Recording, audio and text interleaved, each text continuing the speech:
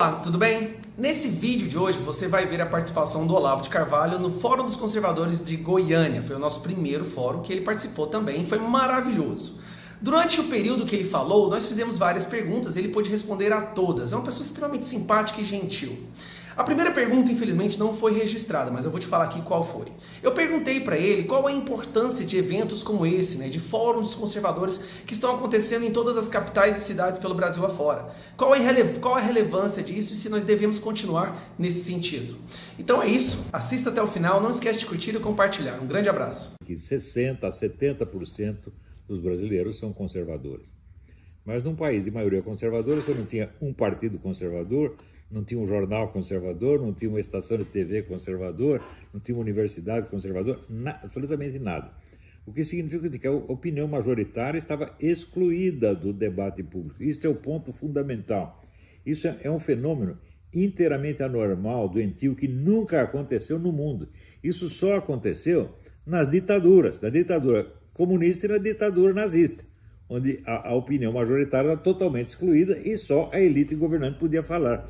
No Brasil nós vivemos essa situação durante mais de meio século e todo mundo continuou descrevendo o regime brasileiro como se fosse uma democracia. Isso é totalmente louco, isso não pode acontecer. Democracia é onde o povo fala, onde o povo tem meios de expressão. Agora, você deixar o povo votar uma vez de 4 em 4 anos e não poder dar uma opinião no intervalo é inteiramente absurdo. Então isso significa o seguinte: todos os candidatos eram escolhidos pela elite mandante e ao povo restava apenas a saída de ter que votar num deles. Porque o pessoal perguntava assim: como é que um povo conservador só vota em candidatos de esquerda? Resposta: só há candidatos de esquerda, porque só a esquerda escolhe candidatos. Ela escolhe candidato, ela escolhe as ideias que são publicáveis e as que são impublicáveis, né? E impede totalmente o debate público. Você veja, eu tenho feito a seguinte pergunta: me mostrem em alguma universidade brasileira alguma tese anticomunista que tenha sido, já não digo aprovada, mas aceita para discussão durante 50 anos. Não tem nenhuma. Isso quer dizer, o ponto de vista anticomunista foi totalmente proibido.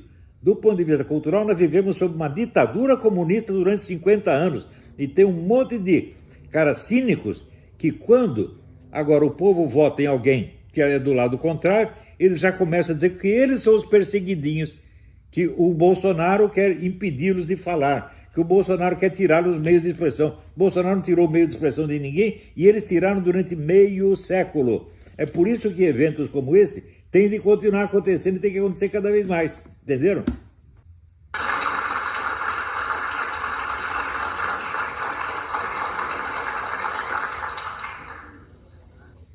Qual, na sua percepção, mesmo a esquerda dominando a grande mídia, as universidades, o judiciário, grandes e principais centros da sociedade, parte da sociedade, como que nós conseguimos perder, como que eles conseguiram perder a última eleição presidencial, mesmo com todo esse domínio da narrativa? É muito simples. Se você somar toda a tiragem de todos os jornais e revistas do Brasil, você não alcança 1% da população. Isso quer dizer que essa elite, no fundo, ela só falava para si mesma, ela não alcançava o povo. As opiniões e valores do povo são as mesmas que se formaram 50 ou 60 anos atrás. E eles, apesar de dominar todos os meios de comunicação, ensino, etc., não conseguiram mudar isso, porque eles não têm penetração popular efetiva. Nunca tiveram. Veja você, por que o Lula fez tanto sucesso? Porque na esquerda nacional não existia um único operário, meu Deus do céu. O primeiro que apareceu, eles transformaram num ídolo. Antes você só tinha intelectuais, estudantes universitários, e era uma elite que falava para si mesmo. Na hora que apareceu, eu estava lá, eu vi isso, na hora que apareceu um líder operário, olha, foi um orgasmo, né? Ah, o operário, que maravilha! Né? Então, antes era assim, uma elite que se fazia de representante do operariado que não estava nem ligando para ela. Então, a partir do Lula, começaram a aparecer outros, né, representantes, pretensos representantes do operariado, que, na verdade, não representam operariado nenhum. Então, o fato é o seguinte: a esquerda só vencia as eleições porque ela escolhia todos os candidatos, não que ela expressasse a vontade da maioria. Tanto que, durante todo esse tempo, eu disse: o primeiro candidato com um programa conservador que se apresentar vencerá qualquer eleição. Antes não se apresentava nenhum. Havia uma divisão de espaço entre, assim, petistas e tucanos. Quem disse isso? Fui eu? Não, foi o Lula. O Lula disse, eu e o Zé Serra inauguramos um novo modo de fazer política, que era a divisão do território entre petistas e tucanos, ou seja, entre toda a esquerda. Então, eles escolhiam todos os candidatos, só deixavam passar o que eles queriam, e não havia um candidato de verdadeira oposição. O primeiro que se apareceu foi o Bolsonaro, e vocês viram o sucesso que foi. Olavo, sou um grande fã do senhor, um grande fã das suas palestras. O assunto é sobre educação e Charles Darwin, a teoria da evolução.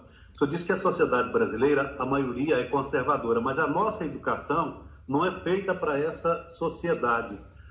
Teríamos uma outra opção de educação que não fosse esse modelo de evolucionismo que mostre ao mundo como que o homem veio, como que o homem chegou, qual a sua...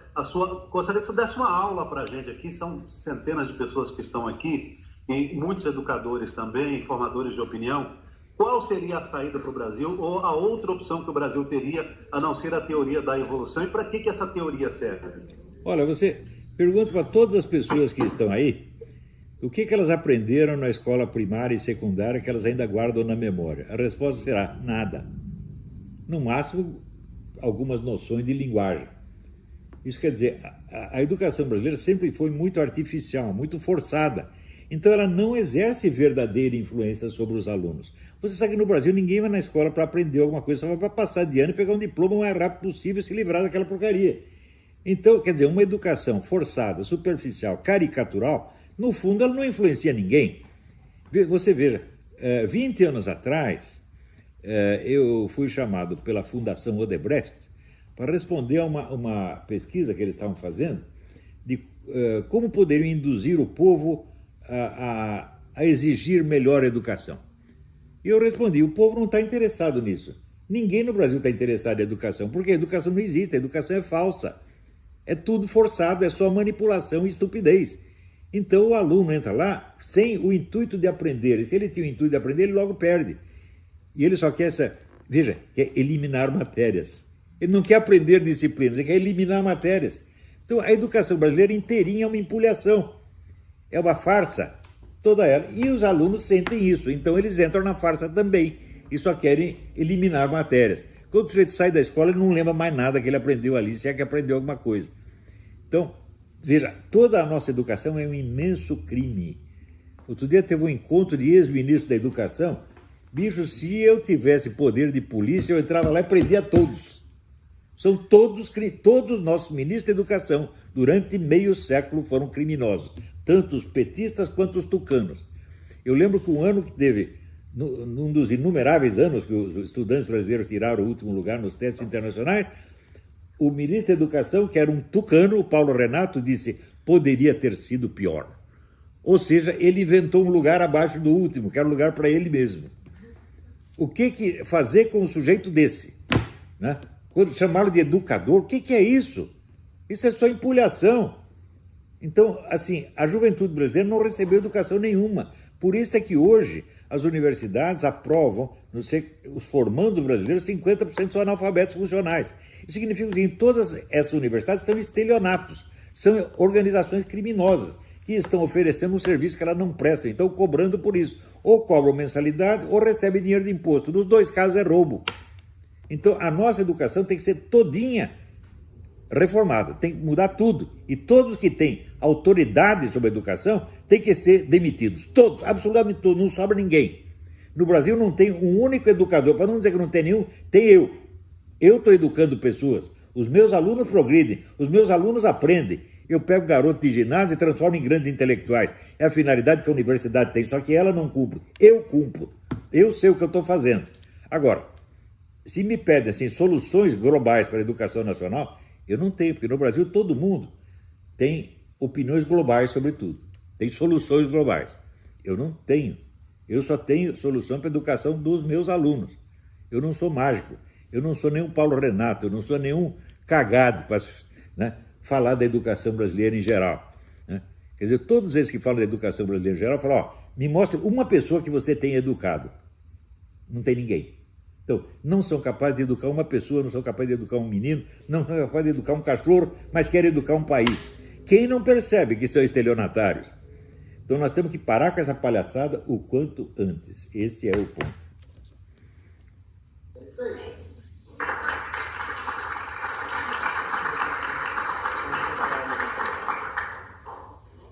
Boa noite, professora. Buenas. Meu nome é Victor. Acho que eu nunca conversei diretamente com o senhor, mas fui seu aluno durante vários anos. Estava ali na primeira turma do COF, né?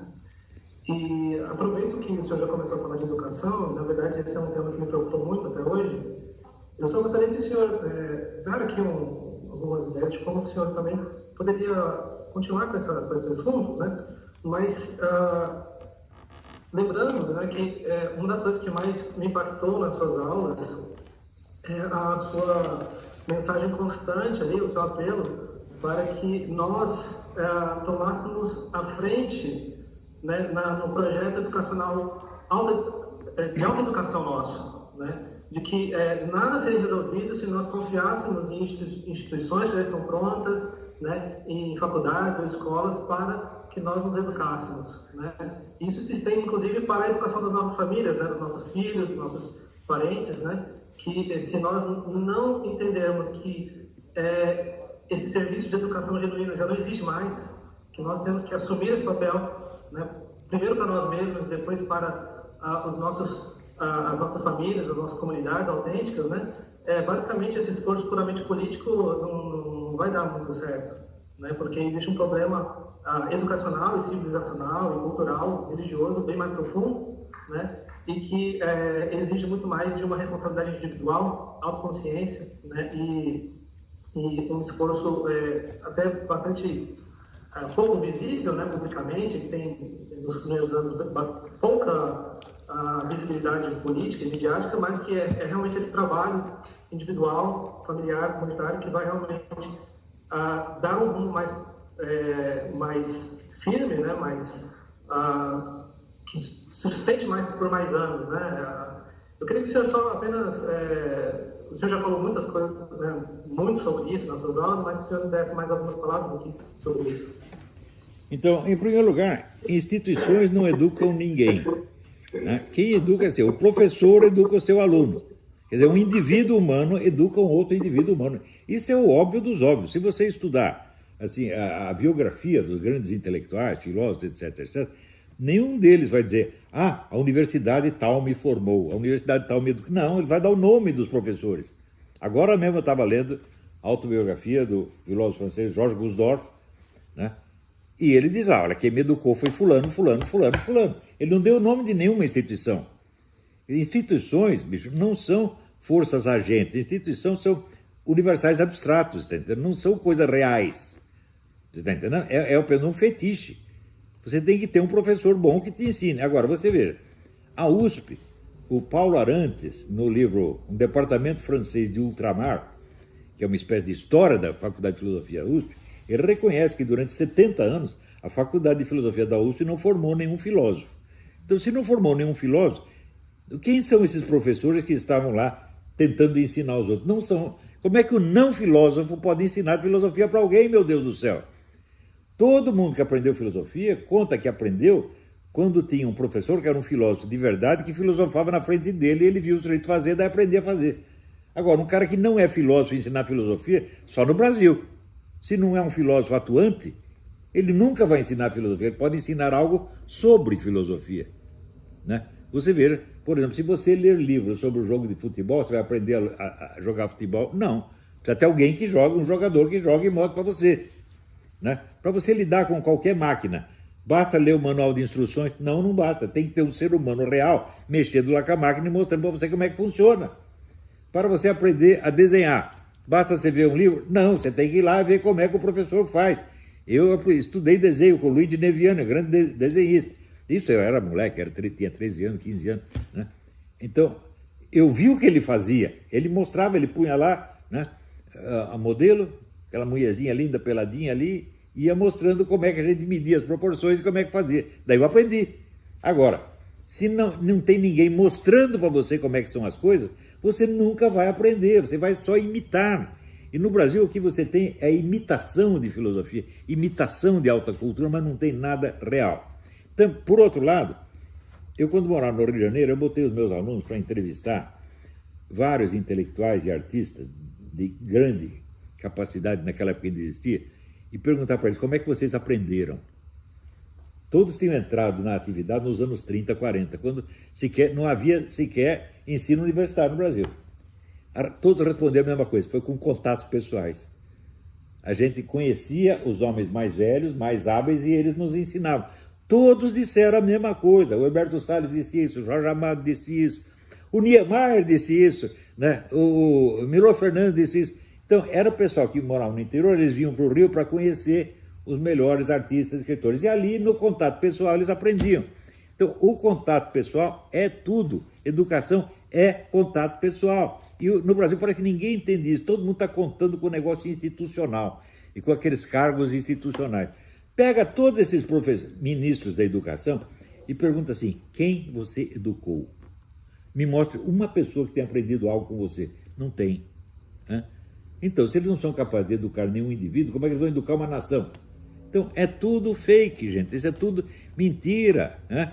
É tudo farsa. No Brasil, as pessoas não estão fazendo as coisas com sinceridade.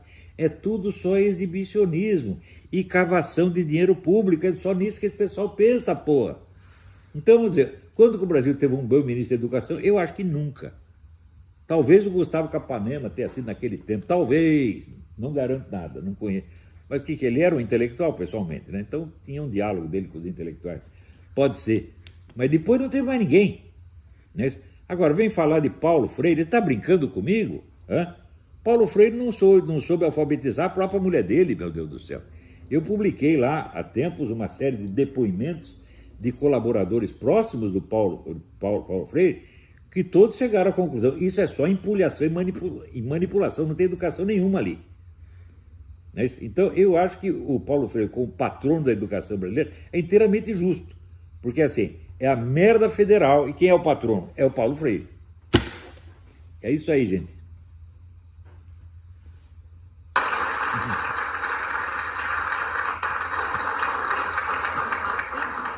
Professora, aqui é a Cláudia. Oi. Eu quero apresentar para o senhor, creio que deva ser um dos alunos mais jovens. É o Pedro Henrique de Paz. Ele tem 16 anos, é o Olavete até a medula. Conheceu o senhor aos 15 e hoje ele briga na escola. Eu tenho que ser chamada, eu não sou nada, eu sou advogado do Pedro Henrique, porque ele briga na escola. A coordenadora já fez uma... Como é que foi, Pedro?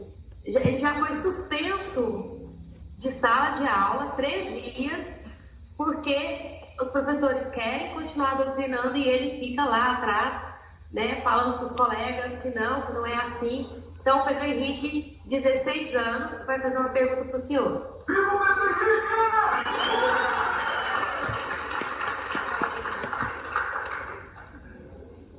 Professor, me escutando? Opa, tudo bem? Então, antes de tudo, gostaria de agradecer ao senhor por ser esse professor incrível que o senhor sempre foi. Obrigado, e obrigado. Minha pergunta, professor, é o seguinte. Nós sabemos que nós estamos cercados por todos os lados, tanto culturalmente, devido a Antônio Gramsci, quanto politicamente, devido a todos os socialistas fabianos. E a gente vê uma luta prematura na política e uma luta não tão forte na cultura. Inclusive, na cultura, os maiores lutadores dela são realmente os alunos do senhor. Então, como que a gente pode fazer a população em geral, principalmente os jovens, se interessarem não só pela política, mas também pela literatura e pela filosofia? Porque a gente tem obras de petistas que estão na literatura. Fernando Haddad, por exemplo, na década de 90, fez um livro falando sobre o Rubem proletariado e hoje em dia a gente vê tudo que ele falou acontecendo. Então, como que a gente faz o jovem e a população em geral se interessar não só pela política, como pela cultura em geral, pela literatura e etc.? Então, essa pergunta é decisiva porque você vê na formação de qualquer movimento político na história, qualquer um, tem uma série de etapas que não são saltáveis e não são trocáveis. E a primeira etapa é o debate entre intelectuais. Os intelectuais ficam décadas discutindo e diagnosticando, não estão agindo politicamente, estão só tentando entender a coisa e formando tentando formar uma visão mais ou menos unificada da situação. Todos os movimentos começaram. Se você pegar a história da Revolução Francesa, os debates começam 50 anos antes da Revolução. Revolução Russa, a mesma coisa. Revolução Inglesa, a mesma coisa. Revolução Americana, a mesma coisa. Todo movimento político começa assim. No Brasil não houve essa etapa. Quer dizer, não havia intelectuais reagindo, né, de maneira inteligente à situação. Eles começaram a agir politicamente de maneira direta. Quer dizer, apareceu o Bolsonaro, todo mundo passou a apoiar o Bolsonaro, mas não houve debates antes. Então, nós estamos invertendo, de certo modo, a ordem. Esse debate está começando agora, depois que elegeu um presidente. Então, foi uma espécie de... Eu digo que foi ejaculação precoce, né? Primeiro bota o presidente lá e depois vai tentar criar intelectualidade para esclarecer a situação. Bom, é uma coisa arriscada, mas é a situação real que nós estamos vivendo. Então, formar a intelectualidade, no meu ponto de vista, é a coisa mais urgente no Brasil. Não pode haver um país sem uma liderança intelectual, gente capaz de diagnosticar a situação, explicar o que está acontecendo e dirigir, mais ou menos, esclarecer a opinião pública. No Brasil não tem. Se você pegar, a universidade não faz isso, e a escola não faz isso, a mídia não faz isso, eles só fazem propaganda e mentirinha grossa o tempo todo. Não é o problema do nego ser esquerdista, é que é tudo mentiroso e vigarista, e baixíssimo nível. Quando eu vejo os comentários que esses idiotas de professor universitário fazem a respeito do que eu escrevi, eu fico desavorado, porque é pessoal que não tem condição de discutir, sabe, não tem condição de discutir com um cachorro, né? Então todos abaixo, né? Sobre esses comentaristas de televisão, comentaristas de jornal, professor universitário, é o tal do Christian Donkey, é esse João César, é o cagado, meu Deus do céu, é uma cambada de ignorante, presunçoso, assim, vergonhoso, é tudo vigarista, porra, não escapa um. Não era assim antigamente. Antigamente você tinha, até os anos 50, 60, você tinha aí um debate efetivo, você tinha intelectuais de direita, intelectuais de esquerda, dava para ter um diálogo. A partir dos anos 60 não teve mais. Você vê, por exemplo, os militares, quando assumiram o poder, o que eles fizeram? Destruíram a intelectualidade de direita, gente, e favoreceram a intelectual de esquerda para que ela dominasse as universidades, entregaram tudo para a esquerda. E o pessoal ainda diz que foi o contrário, que os militares, né, sufocaram a esquerda. Isso é mentira! Você vê, eu conheci bem o Enio Silveira. Enio Silveira era o diretor da maior editora comunista do Brasil, a editora Civilização Brasileira. E ele, assim, 2 semanas antes de morrer, mas com toda aquela gravidade que as palavras dos moribundos têm, ele disse, olha, a minha editora sobreviveu durante esse tempo graças à ajuda do governo militar. Eles me davam dinheiro que não acabava mais. Ele me disse isso. Ora, o período da ditadura militar foi o período de maior sucesso e progresso da indústria do livro comunista no Brasil. Isso foi uma pesquisa feita pelo embaixador Meira Pena na Câmara do Brasileiro do Livro, mostrou isso. Ou seja, os militares entregaram todo o campo da cultura e da educação para os comunistas. E esses ainda reclamam, se faz de coitadinhos e de vítimas. Ora, a intelectualidade direitista que existia, os militares acabaram com ela. Por exemplo, a melhor revista intelectual, revista filosófica de direita que existia, era chamada-se Convívio. Os militares fizeram com que artigos publicados na revista Convívio não valessem mais para a formação de currículo. Mas se publicavam nas revistas comunistas, valia. Os militares fizeram isso, porque eles eram comunistas, não, eram apenas idiotas, né? E era, assim, tinha aquela ideia positivista, né, do governo tecnocrático, ou seja, não pode ser ideológico. Ou seja, se você é contra a ideologia, você faz com que só a esquerda tenha o direito ao discurso ideológico. Só a esquerda tem o direito ao discurso ideológico, a direita não tem. Ou seja, você está ajudando os esquerdistas. Os caras fizeram isso, os militares fizeram isso. Eu acho que eles têm a obrigação de fazer um meia-culpa, de examinar os erros monstruosos que fizeram daqueles anos e prometer que não fazer mais. Mas hoje eu vejo, tem muito me ligo com a mesma conversa de novo. Não pode ser ideológico, tem que ser positivo, tem que ser, como é que se diz? Pragmático. É a mesma besteira de novo, meu Deus. Eles nem sabem o que é pragmatismo. Imagina, eu passei anos estudando filosofia pragmatismo, eu sei que eles não sabem o que é. Usa a palavra assim que nem crianças, tá entendendo? É um negócio horroroso. Então, a queda da inteligência brasileira não foi só na esquerda. Na esquerda e na direita também. A direita brasileira, durante anos, só se interessou por economia. A direita se compõe eminentemente de empresários liberais. Só pensavam em ganhar mais dinheiro, né? E estudavam, evidentemente, os propagandistas liberais. Não estudavam a verdadeira filosofia, não ia até o fundo das questões. E até hoje a maioria não vai. Então, eu acho que o primeiro problema do Brasil não é um problema político, é um problema intelectual, um problema de educação, e não de educação popular, porque para educar o povo, precisa ter elite capacitada. Então tem que educar a elite primeiro, né? A educação funciona por círculos concêntricos. Você educa 10, que educam 100, que educam 1000 e assim por diante. Agora os querem fazer o contrário, querem educar primeiro todo o povo e depois a elite. Falei, isso é estupidez, isso não é possível, né? Então é esse o negócio. E parabéns aí, Pedro Henrique, não dê moleza para esse pessoal, não. Não respeita. Olha, lembre sempre da frase do Nietzsche: quem não sabe desprezar, não sabe respeitar. Boa noite.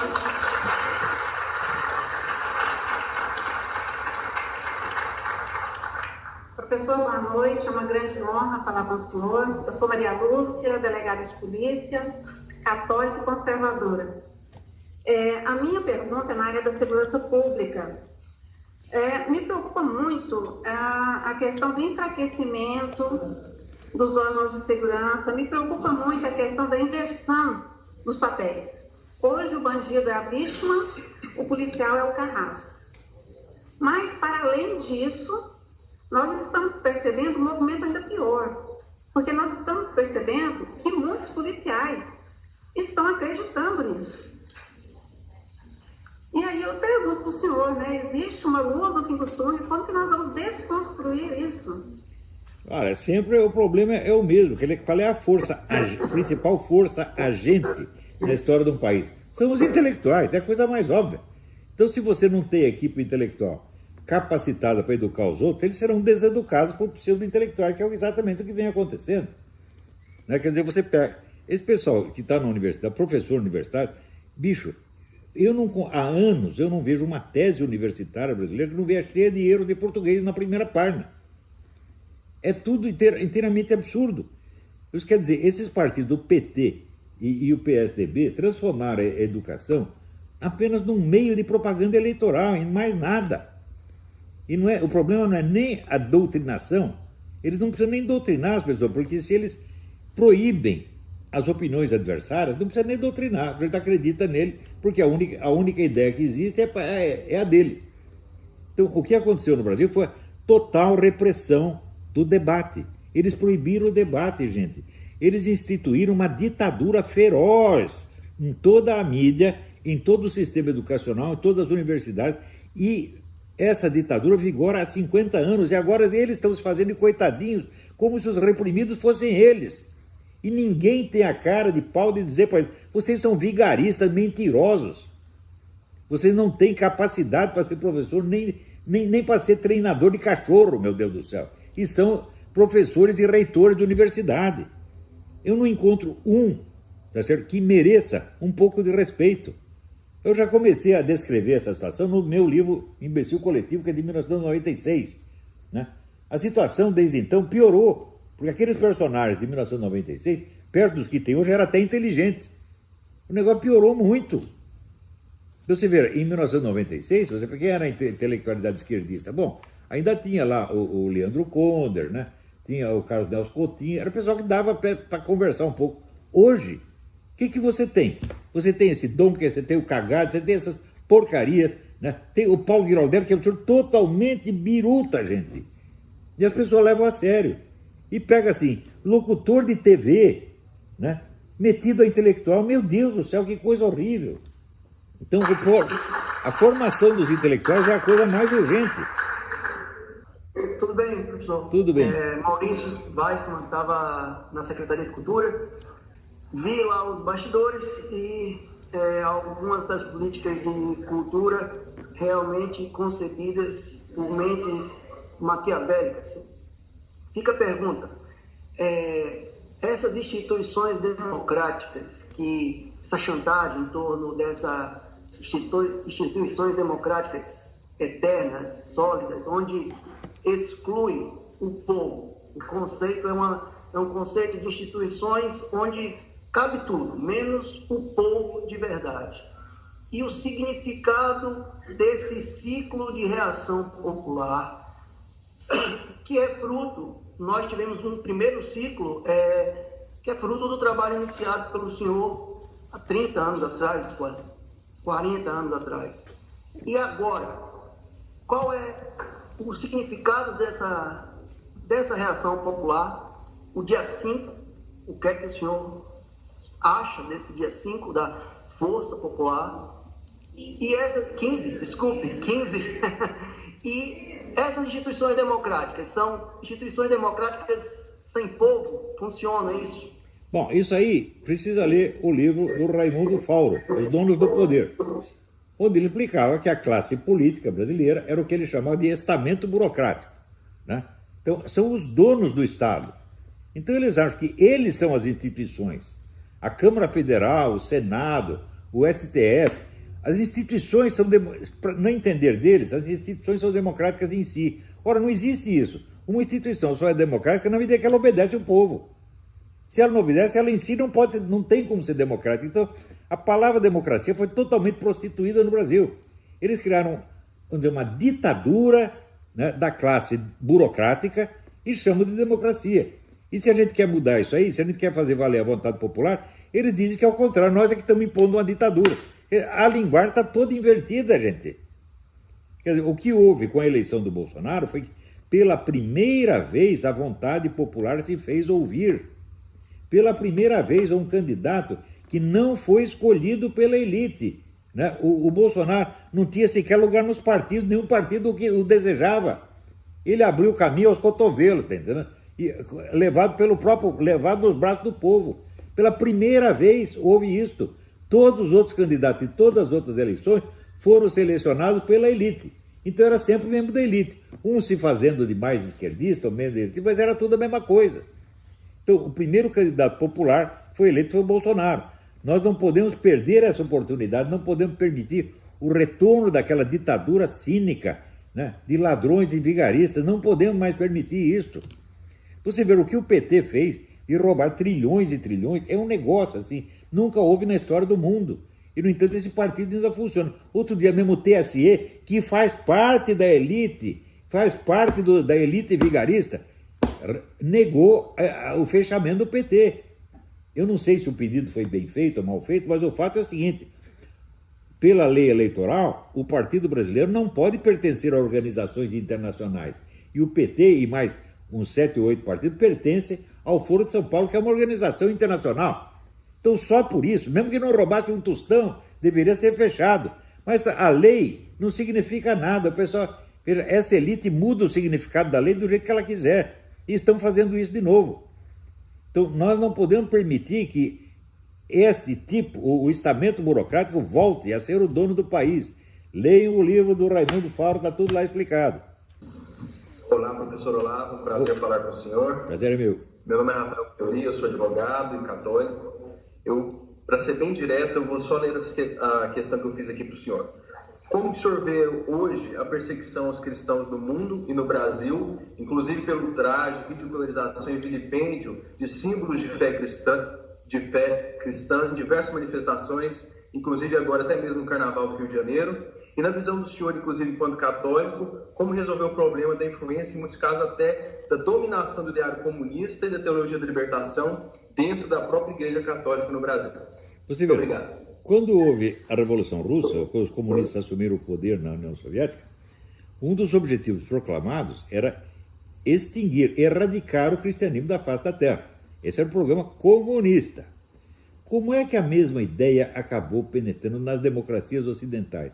Foi através da Revolução Cultural, através de música popular, de rock and roll, de cinema, teatro. O pessoal não percebe, às vezes, o efeito dessas coisas. Se 50 anos atrás você dissesse, olha, vai chegar um dia em que aqui no Ocidente o cristianismo vai estar criminalizado, ninguém acreditaria. Isso aconteceu. E acontece exatamente através da Revolução Cultural, que é uma coisa sutil e que não é uma atuação política direta. Você veja que os meios indiretos e culturais de destruição do cristianismo se mostraram muito mais eficazes do que os meios policiais diretos usados na União Soviética. Na União Soviética, acho que ninguém deixou de ser cristão porque o governo mandou.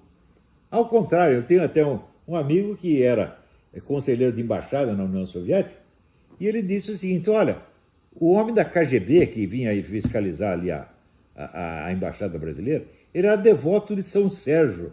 Ele saía do serviço, ele ia na igreja de São Sérgio rezar, pedir perdão pelo serviço que estava fazendo. E do mesmo modo, na Rússia está cheio de cristão. Ou seja, a repressão estatal direta e brutal não foi tão eficiente quanto esses programinhas de televisão, essas musiquinhas, essa gente toda que está... O objetivo deles é a destruição do cristianismo, é a matança de cristãos. Eles querem chegar a isso. Você tem alguma dúvida de que esse pessoal da música popular que faz essas coisas, da televisão que faz essas coisas anticristãs, que eles querem nos matar? Vocês têm alguma dúvida disso? Então é isso que estão fazendo e nós temos que reagir. Não, assim, primeiro, o pessoal cristão ou direitista, quando vai reagir a essa coisa, a primeira coisa que ele faz é elogiar o talento do artista que fez isso. Se o pessoal não tem talento nenhum, você tem que parar com isto. Você tem que parar de puxar o saco do inimigo, né, antes de criticá-lo, como se a única coisa de errado que tem nele fosse a ideia. Não, o que tem de errado nele é a personalidade dele. A personalidade não presta, esse pessoal todo não presta. Lembra-se a frase que eu disse: quem não sabe desprezar, não sabe respeitar. Não respeite essa gente, porque eles não respeitam nem a nosso Senhor Jesus Cristo. Agora, reconheço aqui o talento do Chico Buarque, o talento do Caetano. Que talento, meu Deus do céu! Talento tinha o Carlos Gomes, talento tinha o Raquel Tavares, né? Esses grandes músicos do passado, esses tinham. Agora, esse pessoal, talento nada, isso é empulhação, gente. Que besteira é essa, pô?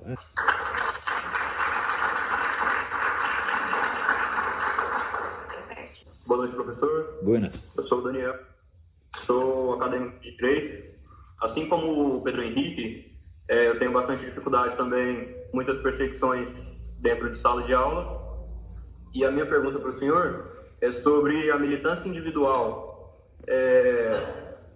Eu tenho uma dúvida muito grande sobre continuar debatendo dentro de sala de aula e conseguir fazer com que os outros alunos tenham dúvidas sobre as mentiras que os professores falam e vão procurar a verdade, ou se eu faço um voto de silêncio, de pobreza intelectual, e gasto minhas forças mais estudando e conseguindo um crescimento intelectual. Eu acho que você tem que fazer duas coisas ao mesmo tempo. Porque... fazer esse voto de silêncio ou continuar o debate? Ou se dá para conciliar os dois? Eu acho que vai ter que conciliar os dois de qualquer maneira. Porque a situação chegou a um ponto em que não dá para você calar. Você não pode mais se calar. Não pode aceitar essa situação. Né? Não pode, como é que se diz, ficar baixando sua cabeça para quem não merece sequer um olhar seu. Muitos desses professores não têm capacidade, não têm cultura, são vigaristas mesmo e têm que ser desmascarados um por um. Então não é questão de você contestar a ideia dele.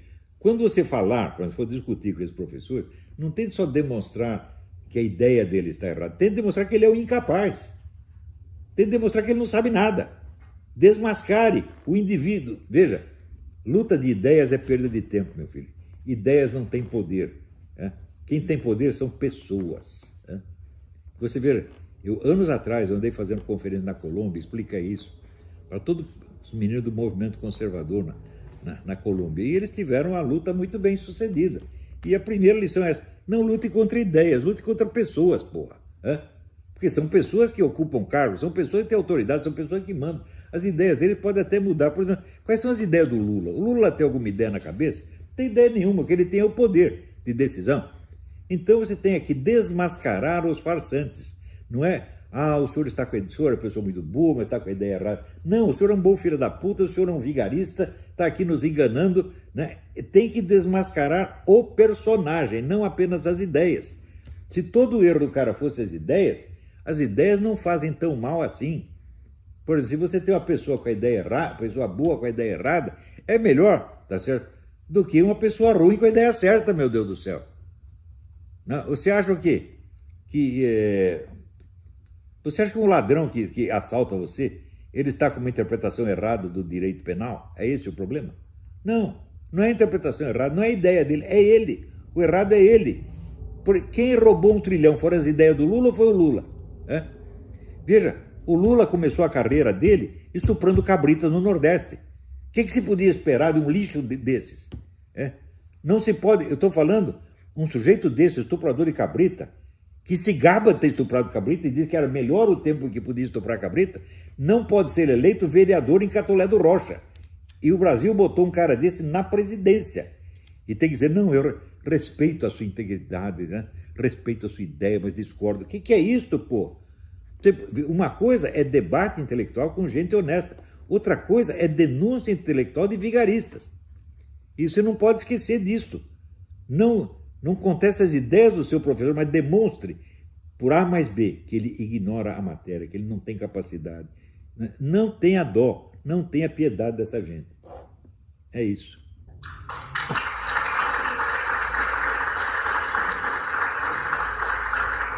Boa noite, professor Olavo. Me chamo Theo Gomes, sou de Lusiânia. Uma honra falar com o senhor.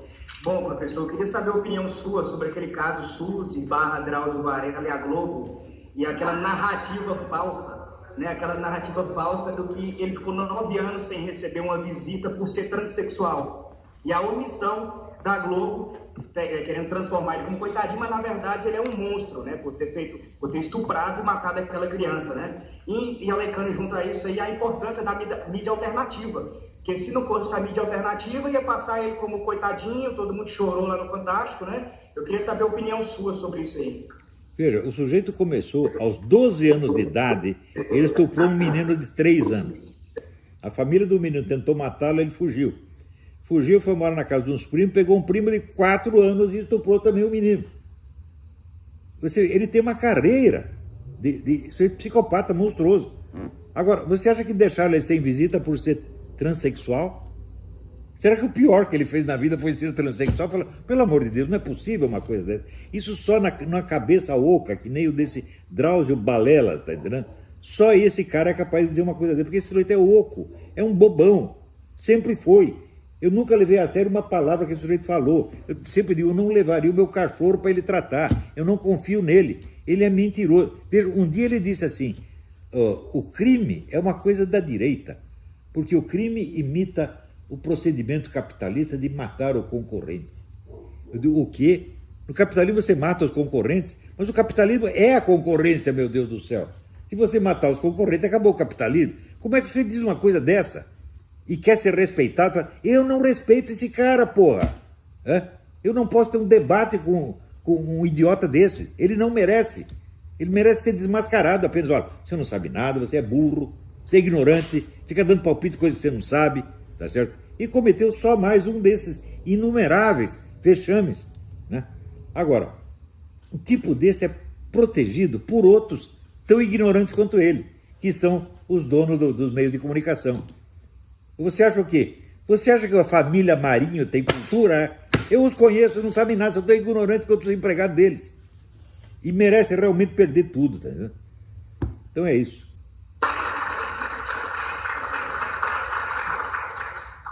Professor Olavo, boa noite. Meu nome é Marco Rossi, eu sou seu aluno já há alguns anos e eu sou aquele que foi excomungado pastoralmente pelo arcebispo de Goiânia, mas depois ele disse que era para eu esquecer a história, então eu tento esquecer. Quer dizer, peraí.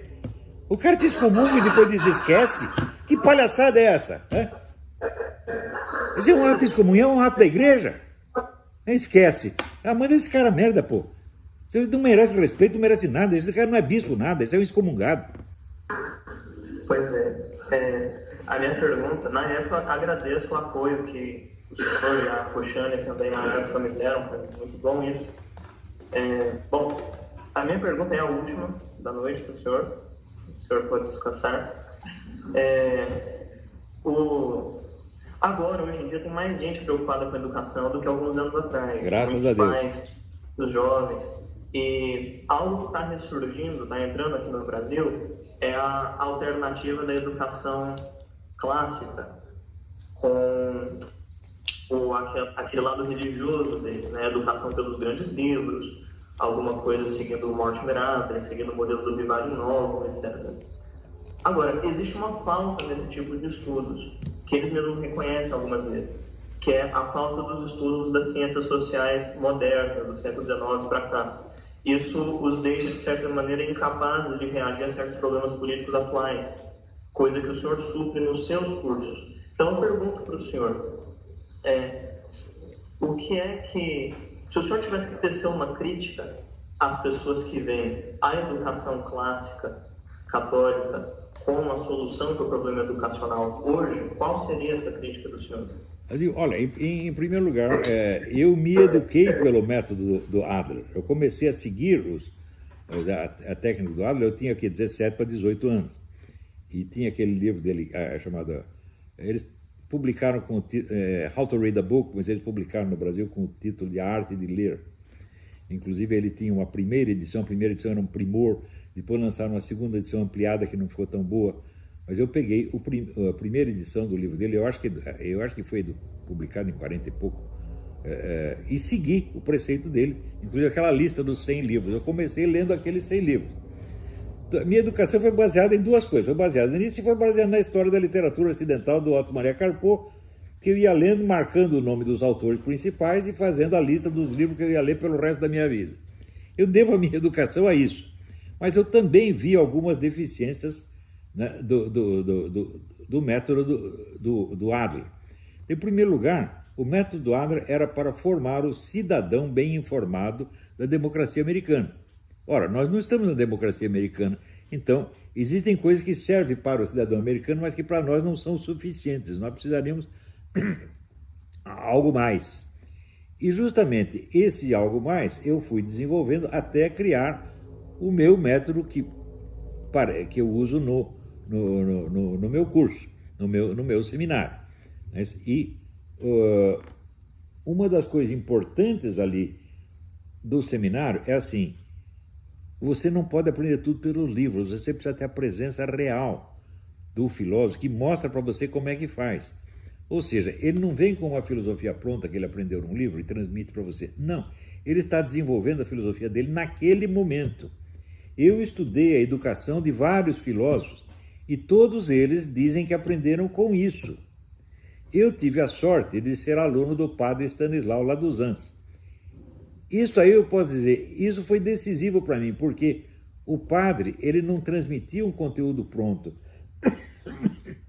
Ele filosofava na nossa frente, ele mostrava como se fazia. Então, como é que ele pegava um tema, um problema filosófico, e ia explicando como os vários filósofos ao longo da história abordaram aquilo, até chegar na abordagem dele, no final, onde ele dava a solução que ele achava a melhor. E com isso, a gente ia vendo como é que se... né, o how to do, como se faz. Né? E esta é a base do ensino e este é o que eu faço no meu seminário. Né? Tanto que eu não faço muita questão de seguir, vamos dizer, um roteiro pré-determinado. Eu posso pegar qualquer assunto e mostro para os caras: olha, como é que se analisa filosoficamente esta questão? É assim, assim, assim, assim. O pessoal vai aprendendo a fazer e daqui a pouco estão fazendo igual, pô. Né? Então, cada um aprende do seu jeito, evidentemente. Eu não tenho nenhum controle. Né? Como é que eu controlo o aproveitamento dos alunos? Não controlo, eu simplesmente vejo o que eles estão fazendo. Eu vejo os artigos que eles escrevem, eu vejo as conferências que fazem. Então, eu tenho por ali a medida do que eles estão aprendendo. E vejo que estão aprendendo muito. Eu estou muito orgulhoso dos meus alunos, de centenas deles. Né? E estou muito orgulhoso de mim mesmo, tá entendendo? Eu sou um baita do professor, cá entre nós, porra. Né? Porque é o seguinte, os meus alunos aprendem, hein?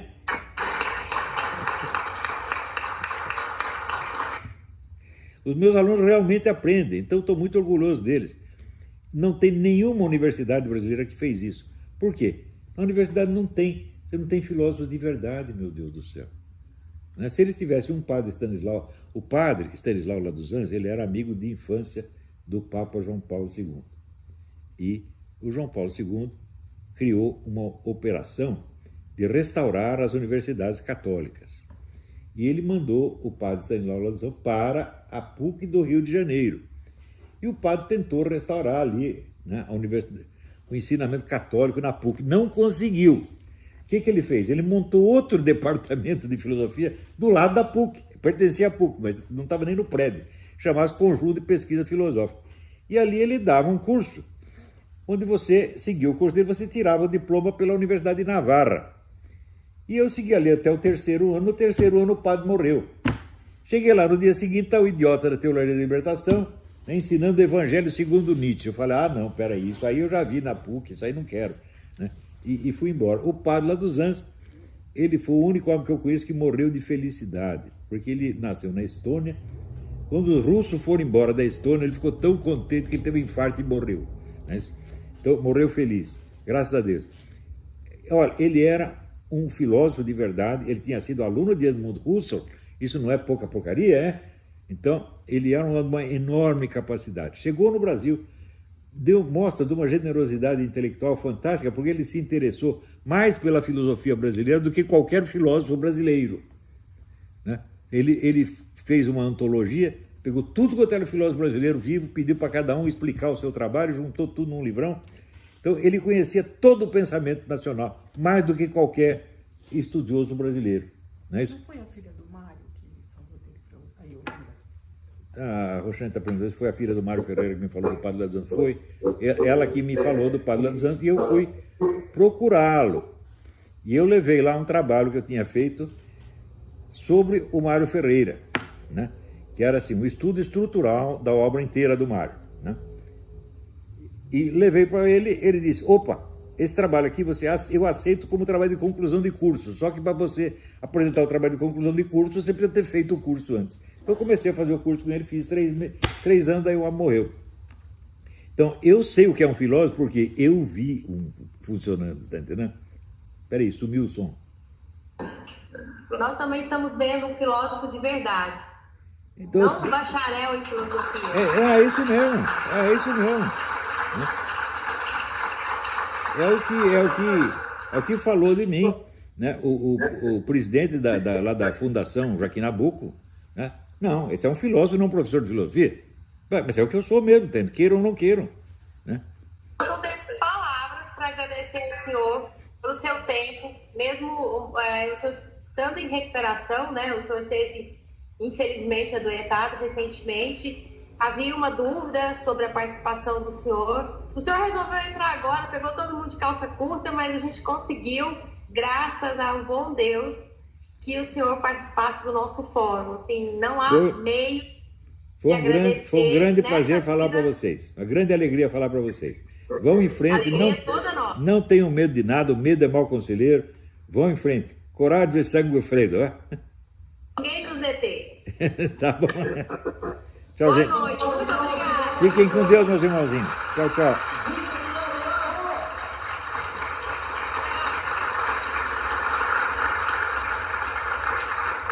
Legal. Deu certinho, né?